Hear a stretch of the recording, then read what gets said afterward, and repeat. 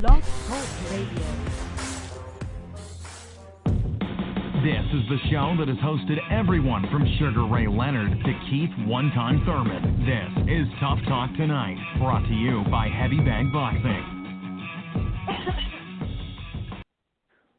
Have our special guest on the line with us here. We have Barry Honey. I'm sorry. We have Barry Hunter and Rau'shee Warren on the line with us now. Thank you both for joining us. No problem. How you doing? Not bad at all. Looking forward to next weekend.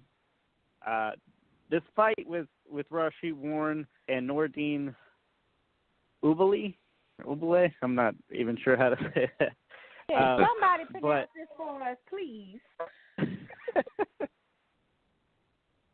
He's it's kind of a revenge match, no? So I mean, one, are you guys using the old tape? Would be my question for Barry Hunter. You guys looking at the first fight and studying that?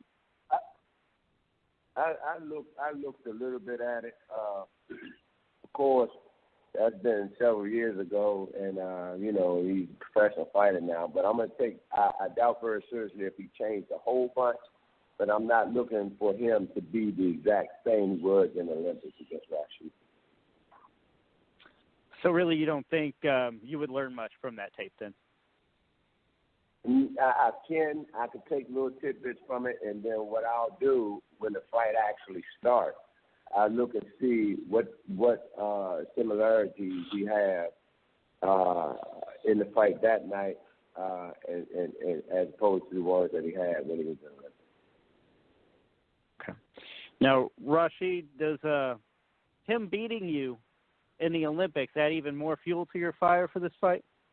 Yeah, it gave me some fuel to on fire, because I always wanted to fight somebody who I felt like didn't really beat me, but they did beat me in the Olympics, and it's something that I've been looking forward to.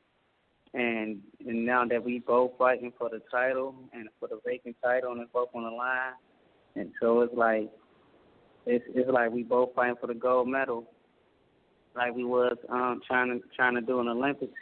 And this is a way different fight from when we fought in the Olympics, because that was more like a point scoring fight. Like you get your points and you move fast at a fast pace.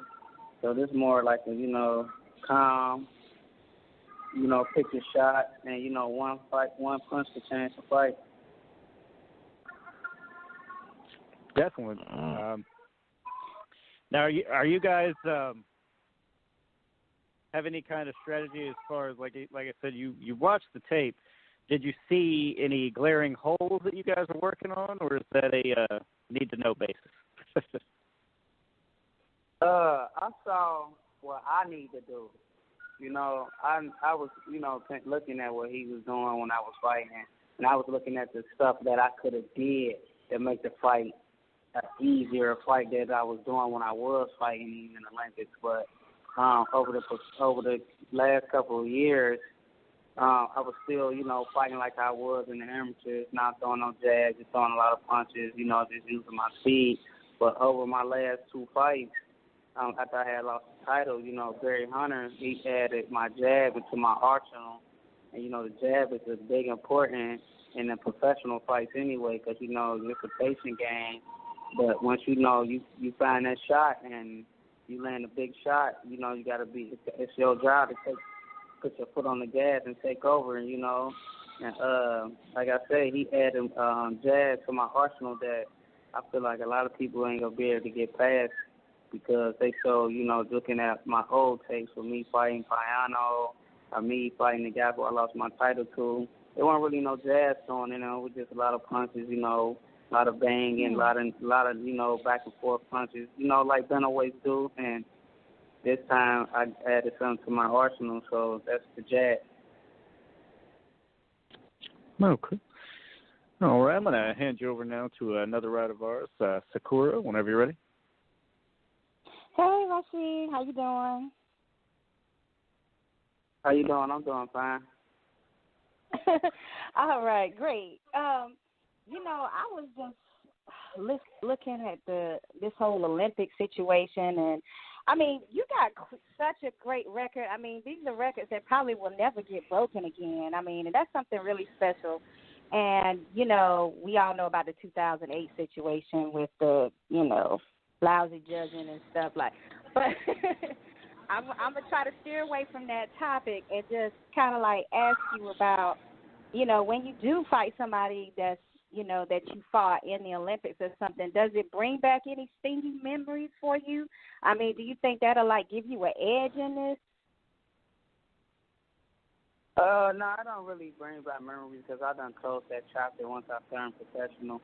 Because, you know, the amateur is way different from the pros. Because if you bring the amateurs to the pros, you know, it's gone. You're going to burn out real fast by, you know, fighting at that real fast pace and in and out punches. And, you know, and the professionals, you know, you got to sit down on your punches, pick your shots. And like I said, one shot changed the fight. But I don't never really look like at fighters that I fought Olympics and stuff like that. Like, oh, yeah, this is about to be how it is. Like when we follow the Olympics, and it's a totally different fight. I'm in a total different mindset, and you know I got stronger over the years, and we wearing 8 ounces gloves, no headgear, so everything is way different. It's a big stage. He coming over to America, and that was in London. So you know, it's gonna be it's gonna be different. It's gonna be a fun fight. Oh, yeah, I'm looking forward to it because I just love the way you just dominate the ring on these guys. Like, I just love that, you know, aggression that you have. So that's something that I'm looking forward to. That's what I look forward to seeing from you every time you're in the ring. It'll be even, you know, real nice. Well, it'll be better when I see the jab, too, with that. So I'm looking forward to it. But I was going to say, like, since you're in this bantamweight and this, I'm surprised that you're able to maintain that weight for so long in your career. Like, did you get to eat something for Christmas or what? I've been actually eating. You know, I've been actually eating what I kind of want. Not too much, being too greedy, but you know, I ate real good for Christmas. I ate real good for New Year's. I'm only 2 pounds over my weight right now, and my last 2 fights that I fought before I fought this weight, I fought at 115, and I stepped on the scale weighing 113. So, I learned to manage my weight real good, people. Real well. Yeah. So. Yeah. So I managed to, wow, you know, like when I came to camp, high metabolism. Yeah, I came up here in camp at the beginning of November, and I was weighing, when I first stepped on the scale, I was weighing like 23, and I fight at 118, so I was just always staying ready, especially when I heard that I was fighting him around like October or August. It was around like August when I heard I was fighting him, so it was like I was just kind of keeping my body busy. So whenever the date come, I know when to step on the gas and go all the way full throttle with my training. But I was already staying ready. You know what? I just had one other question for you. And I was looking at the stats between you two guys, like you know, with the number of wins and the height, the weight. Everything is very similar to me. And I was wondering what you think is going to be the key attribute that you have that's going to set you apart from him so that you can win. I say, like I said before, you know, like my jab, you know, my jab is gonna open up a lot of opportunities that I could take. Cause I had watched a couple of his fights, and he sit there and chill and wait. He sit there and you know, at a little small pace, and then he jump in here and there. So, and you can't really, you know, jump in with the type of speed I got. Because you might run into something. So right. I'm gonna be setting a jab up for a lot of things. So if you think about jumping in there, you better be cautious how you jump in. ooh, if he jump in there, I can't wait because, boy, I know you got some. I mean, your shots just seem like they way more heavier than the other boxer whoever boxing you're boxing. It just seems like it's way heavier. So I wish you all the best and the great luck. Mr. Barry, I ain't forgot about you. I got some questions for you too, baby. But I'm going to let them ask Rau'shee. I'm going to let them ask Rau'shee what they want to ask. Hey, Lucas. Yes. Yeah, I wanted to say something to both of them too, man. Barry, man, I met Barry one time in Vegas, and I think I walked up to him and I told him how, I saw the story of, how he, the Peterson brothers, man, how he brung them up, man, and I was amazed with that whole story, man, how he rescued them, man, and made them guys, champions, man. So I really appreciate Barry Hunter, man, on the work he did with them Peterson brothers, man, and I just wanted to tell him that, man, and it's a pleasure to talk with you guys, Rau'shee, and the whole state of Ohio, man. It's just so much great fighters came out of Ohio, man. When I think about Ohio, I think about Aaron Pryor, man, Ernie Shavers, Ray Boom Boom Mancini. So Rau'shee coming out of Ohio, man, that's just it's a heritage of great fighters, man. Well, thanks for the kind words, and you're 100% right. You had Edgar Charles, you had the kid, and Tim Austin. I mean, the Midwest fighters, man, you had a lot of great fighters come out of that area. Oh, yeah. I'm from the Midwest, too, man. I'm from Milwaukee, man, so. Right. Yeah. You had, when you go back and look at that history down there, you had a lot of great fighters. I remember Ricardo Williams, Dante Craig, Ron Styler. I mean, the list go on and on with them dudes, man. Oh, yeah, most definitely, man. Rau'shee, man, I don't know how you able to keep that weight down, man. I think I was about 13 when I weighed 112 or 115, man. And I was curious, man. I know you guys don't look past. I know you guys don't look past anybody, man, but I was wondering. Go ahead. I managed to, keep my weight down. I think it's just kind of embarrassing to go to the scale and people lose on the scale. It's kind of embarrassing, not only to you but the team. And I always, think about that. Like I can't make my team look bad or make them look embarrassed because they look like they weren't doing their job on their end. Right. So I make sure I come. I make sure I come to camp not even 10 pounds over my weight. Definitely. How do you how's life treating you over there, man? At About Billions, how's it been over there with Adrian Broner? I'm not with About Billions. Wow! I thought you would. I've been by myself. Oh no, I ain't with About Billions. I'm by myself, Team Warren, baby pet. Oh, okay, my bad. I've been over here at the Headbangers. Oh, okay, Headbangers. Okay, cool. Yeah, he's one with last Headbangers, thing so he's got Gary Russell Jr. Okay. Oh, no, yeah. Not Gary Russell Jr. No, Lamont Peterson and Anthony Peterson's, City. yeah. That's my bad. Peterson's, yeah. Wow. That's right. He's with Hunter. He's with Barry. That's right. Rau'shee, I know you guys don't look past anybody, man, but I was just curious, man, after next week, is there any big names, man, that's on your radar in that weight division? Yes, couple names maybe I want to, get in a fight with. I definitely, after this fight, I definitely want to bring one home, just to get my hometown fans something. Because I ain't fought back on home and probably it's been a long time. But, after I get the homecoming out the way, I'm definitely looking to fighting some of the other top fighters that's out there. They got also going to have the title and we could do some unified, some stuff like that. Okay. But I ain't really big on names, I be really big on whoever they decide to put in front of me. And I don't really turn down no fights, so. Right, most definitely. Wow. Yeah, we know how Barry feel about, fighters dodging people. He made that abundantly clear. Yeah, I saw that video earlier today. I was like, okay, I was going to say, don't say no names, Mr. Berry, but then you went in and you were just like naming people out from the video. I was like, oh, okay. No shame for Mr. Hunter. Yeah, man, it's a gladiator sport, so you got a lot of people running around talking about or saying that they're the best in the business, and that's hard to measure if you're not fighting at that. So, right. We brought up Gary Russell Jr. and some other fighters you have there. Now, Gary Russell Jr., how would you have rated his last fight against Jojo Diaz?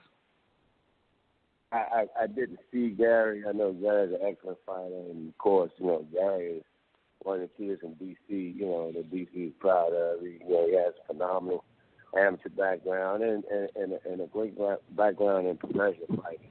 I didn't see his fight, but from my understanding, when he fought Joe D, I thought it was, from what they told me, Joseph was, leading the fight in the first half, and he came down the stretch and boxed with a victory. I don't know if that's accurate or not. I didn't see it. I don't know. I just thought he was just outmatched and outgunned. You know how you have these matchups that ain't so matched. So I just felt like he's, You guys thought he lost? They needed him to work. Who? No, I mean JoJo. Diaz is outmatched. We knew. Yeah, we knew JoJo lost, but we just was like, I just didn't feel like that should have been a matchup made in the first place. So. Oh, wow! I didn't. But like I said, it's funny because I coached Joe, and Joseph Diaz in the amateurs. In fact, he was in camp with Rau'shee, and he was Rau'shee's sparring partner in camp. Years ago when they were all on the national team. It was Joseph Diaz, it was Rau'shee, it was Earl Spence, Marcus Brown, Jesse Hart, wow, Jamel Herring, Jose Ramirez. Yeah, Jose Ramirez. It was, they were, guns, man. Wow. Yeah, all these guys are in camp together, and I had the pleasure of working with these guys. So I hadn't seen Joe as a professional, maybe one round as a professional. That's it. That's all. Wow. Barry, do you got any heavyweights you train? Man, if you could find me one. Find you one? Years ago, I'm gonna be looking, man. Yeah, man. I need a heavyweight. You need a heavyweight? Of course, I used to work with Tony Thompson years ago, and we got to Crisco twice. And I had a young guy here named Danny Kelly. He was undefeated for a while. He was one of the U.S. kids on the national team, Pan Am team. And he left the gym, and the rest is history. So, but I wish that I could find, heavyweight, especially a heavyweight from the cloth of old, like an Evander, like a Mike Tyson, like a Bo, any of them type of, because I hadn't seen one. Right. Yeah. Whoa. Yeah, you looking for the real deal, huh? Absolutely. Because if you look at boxing, traditionally over the years, boxing goes as the heavyweight division goes. Right. You know what I was going to ask you? You named off all those people that you were doing, the boxes for amateurs and stuff like that. And on my list of questions I have, like, what exactly do you look for when you say to yourself, like, oh, now that kid right there, he could be a good boxer?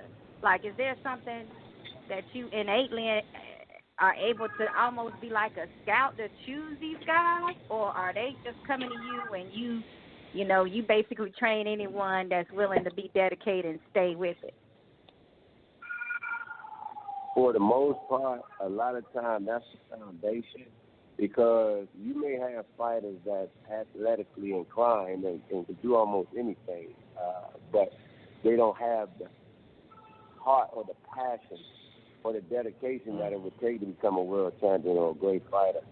I tell the kids all the time, you have a lot of people that can fight, but very few that are fighters.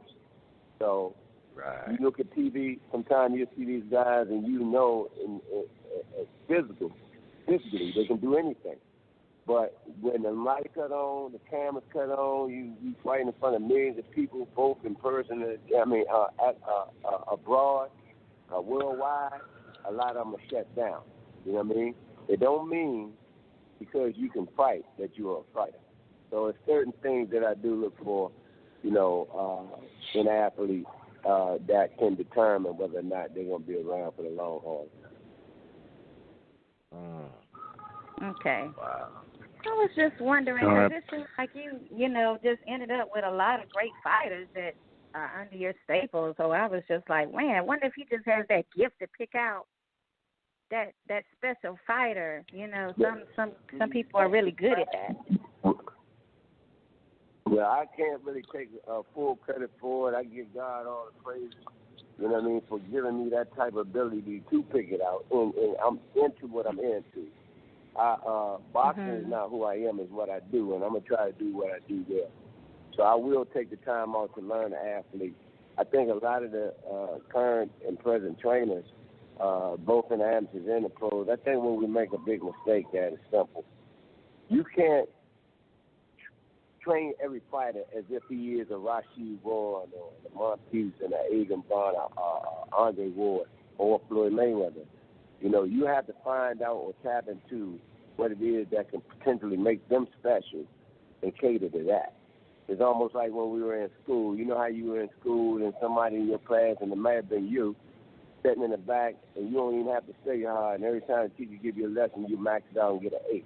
But then you got the other students in there that I don't care what they do, they're struggling. So it don't mean that they can't learn. You just have to find that avenue and that thing that they can learn that's from. Right. That's well said. I've said that it. before. Yeah. You can't take a guy like Mike Tyson and try to make him into a shoulder rolling Floyd Mayweather type. I mean, you got to use the bare materials that you got to make a fighter. That's right. I wanted to reach out to both of you and give you both a response or a chance to respond to this. In boxing scene, Oubaali and his trainer both made a comment. Oubaali said, "Warren is a good fighter, and I will adjust to what he brings that day. He will discover my strategy inside the ring, and I will beat him." His trainer added, "Warren is a good fighter, but not one of the best. Nordine is better than him, and he will prove it in the ring." Give you both a chance to kind of respond to that. I think Tyson said it best. Everybody's going there with a plan until you get punched in the mouth. And last time that plan was out the window. If y'all know anything, and I do, I come from these streets of D.C., you know what I mean? And it's a hard life up here, and it can be. And I survived all them years in this project. Cincinnati ain't no playground either. So, I don't believe in the boogeyman. You got to show me, bro. So whatever you bring to the table that night, if nothing else, I'm not a swami. I can't predict what's going to happen, but I can tell you this. He's going to be in for a fight, for sure. I'm ready for war fight. I like that type of party. All right. It's always great when people questions? underestimate you, don't you think? Absolutely. We've been underestimated our whole lives, especially my whole career. I mean, it's funny because when I look back on all them years, I remember when we first came through the door as a coach, and I'm around all these legendary trainers, and I never forget I got bumped by one of the trainers, like I was invisible almost, and I didn't know whether I should have said something to him. I didn't know if it was my place, to jump out there. So I kind of took it. I was burning inside, but I took it. That first year, I was like I was invisible. The second year I came through, everybody was cordial, but we were winning. The third year I was here, we were dominating. And all of a sudden, I was hearing the chatter, he's a good amateur coach. but they'll never win nothing. We won everything in the amateur. After that, well, he did the amateur thing, but he came through the pros. He won everything in the pros. And they for whatever level you get to, is always going to be somebody that got something negative to say about you. It don't matter. I've been beating the odds all my life, and I'm ready to beat it again January 19th. I know Rau'shee did. Wow. Oh, wow. Okay. Yeah. Oh, man, I like your attitude. That's like what you got to have. No wonder all your fighters be ready to go when they get in that ring. They got me wanting to jump in the ring and fight. What is going on? That's it. You know what I mean? And I think you'll be a good fighter, too, you know. Coach B don't never care about, fighters going out there. If you take a loss, and we take a loss along the way, and that should happen, I'm okay with that. As long as you give me everything you got. After that, I can't ask for nothing. Wow. Okay. Hey, yes, I had a question. Secure, I had a question for Rau'shee, man. I want to know, Rau'shee, coming up, man, who's your favorite fighter coming up, man? My favorite fighter was Ricardo Williams and Pernell Whitaker. Oh, Pernell Whitaker. Oh, wow. Okay. Oh, shoot. I used to what about you, Barry? I used to watch Ricardo Williams Jr. as an amateur. Man, what happened to him, man? He was doing because he was slick. I don't know. The streets got involved, and you know how the streets is. If you can't overcome the streets, they'll suck you in. Yeah. But I got a shirt with him on there, man. Pernell Whitaker was one of the ones. Yeah, Pernell Whitaker was one of the ones who I looked at too. Coming up a lot. I like the way his style was. I can see the influence on you, man. I see the influence. How slick some of the you fighters look real, make them miss. Right. Miss and make them pay. Right. Yeah, make them pay. Rau'shee, you a southpaw? Main Street. Rau'shee, you a southpaw? Okay. Yeah. Okay, cool. And Barry, who was your favorite fighter growing up, man, that you admired coming up? I do what I do simply for one person, or because of one person. That's Muhammad Ali. Back in the 60s, when we had a television, one of them cast and stereo type of deals, with the stereo and TV all in one, and you had the rabbit ear antennas with the aluminum foil around there trying to get clear vision.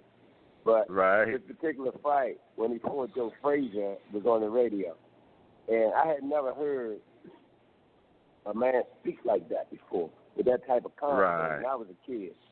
And when I finally saw him, he was a superhero to me. You know what I mean? He was what I wanted to be. Taught you to, it's okay to stand up for yourself. You don't have to bow down to no man. And from that point on, I knew that I wanted to be involved some kind of way in boxing. So Ali, top of my list, number one. I love Ray Leonard, and I love Sugar Ray Robinson. Oh, wow. That's right. Leonard grew up around your area, right? Yeah, the D.C. area. Leonard is down my area. He's a good friend of mine. In fact, he came to visit me, I haven't too very long ago. And I love Ray. And the last fighter that I, really had a great deal of love and respect for, God rest his soul, was Alexis Arguello. Oh, wow. Yeah. Wow. Lucas, what you think? You got any other questions for them? No. We've had Sugar Ray on the show. I got to say he's a great guy. It's an honor doing an interview with him as well. But I think we're about done with my questions. You guys done wrapping it up too? Well, I got one more question for Mr. Barry, and it's real simple. Excuse me, let me clear my throat. Can we get an invite to your gym? We want to go to the gym and check out. Man, I want everything. If I have my way, the world will get a chance to come down there and get this headbanging experience. So yes, you can. You guys have an open invite. Bring your gym gear, and I'm gonna take you on the journey. Now, wait cool. a minute. I ain't say nothing about no gym. Listen here. Trying to do work. I'm going to bring y'all some food. I ain't trying to do. I'm from the South. I don't want to do no workout. I want to see y'all work out. I like to, I want to smell the sweat and everything in there. And oh, yeah. I don't know if you've ever seen it on.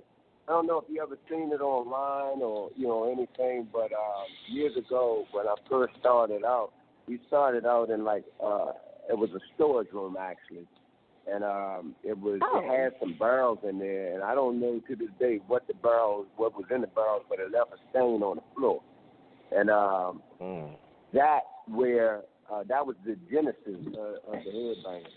And, after a while, we grew over the years, and what happened was I was working with Riddick Bowe at the time. The mayor came through, and we were working. Bo had a gym at his home, and we were working at his home, and then after a while, the mayor came to us and said that, of course, under D.C. Department of Recreation, we had a world-class boxing team, and the facility didn't match, so he ended up, they gave us something like $4.5 million or something like that there and built us a brand new state-of-the-art gym, man. So we have a beautiful facility that we work out of. Yeah, we'd love to come check that out. Yeah, Heavy Bangs and Bantamweight Playhouse. We'll be there. Yeah. Anytime. Don't forget us. If you guys, I don't know if you have Patrice Harris, which is, of course, my right hand, which is one of the greatest fat men of all time. He was in the movie Creed, actually working with Michael B. Jordan. If you have his IG address, you go online, you can pull up a whole bunch of stuff online for him. Oh, okay. And you in the gym. Who did you say again? I didn't even catch the name. You said Harris. What was the first name? Patrice Harris. Patrice. Okay. All right, got it. Well, we certainly appreciate you guys speaking to us tonight. Yeah. Rau'shee, good luck. Yes. We'll be rooting for you. I'm so excited about this Wish card. you both good luck on next Saturday. We will be watching for sure. Yeah. Barry, I'm going to be looking for a heavyweight for you too, man. I'm in the Tampa Bay area.